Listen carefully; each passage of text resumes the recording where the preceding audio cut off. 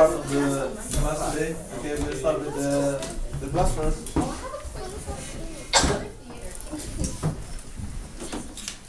Assalamualaikum warahmatullahi wabarakatuh.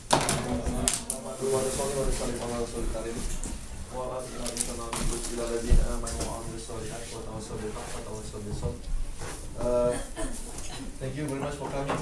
We will try to wrap up if we can the introduction for this class. We have been in the fourth session now for the introduction, and we are not done. And I don't think we will be done anyway. So this morning we are not done. So maybe we will have a fifth session for the introduction only. So last week we have already discussed about the basic terminology in Islam. You already know the meaning of Sharia. You already know the meaning of fiqh. You already know the meaning of Ihsan, right? And what else? You already know the meaning of Iman, right? And then you learn the principle in understanding the unseen. I want to wrap up. How can we believe in unseen? There are two ways. Who remember that? How can you know something about the unseen? Yes. Sorry? Ask the person, being informed by the person who has ever seen that, right? Second one? Look at it by yourself. And which one are we going to go with? The second one, because the first one proved to be too late. It doesn't work. The first method doesn't work. Who is the example from the first method? No, the first method. The one who waited until Fir'aun.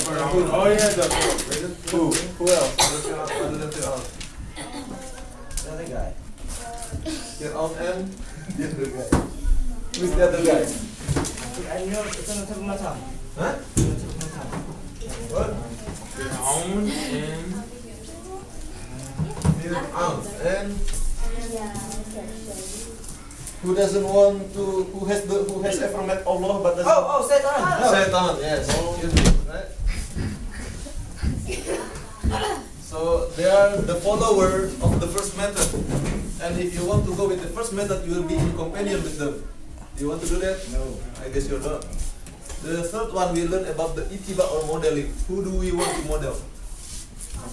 Prophet ﷺ. So how did Rasulullah build the iman? Build the Islam? There are two stages. The first 13 years. Very good. He studied just on the pillars of Iman. The iman first. He built the iman first. He built the belief first, right? And then he migrated to Medina, and then started learning about Islam. and then Allah starts standing the pillars of Islam. Nowadays, we have already lived with the pillar of Islam, but maybe we are a little bit behind in building the belief. So that's what we are going to do in this class. This class will give you the knowledge of iman, but will not give you the iman. The iman you will have to build it by yourself. This is just the knowledge about the iman. Okay. This is what we learned last week. Okay.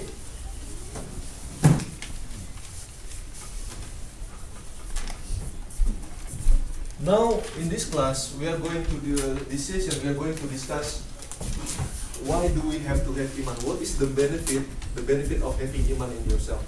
Okay. The very first one is the acceptance of deeds. You know what? What picture is this? Mirage. Mirage. What happens with mirage when you get closer to mirage? It goes away, and that is the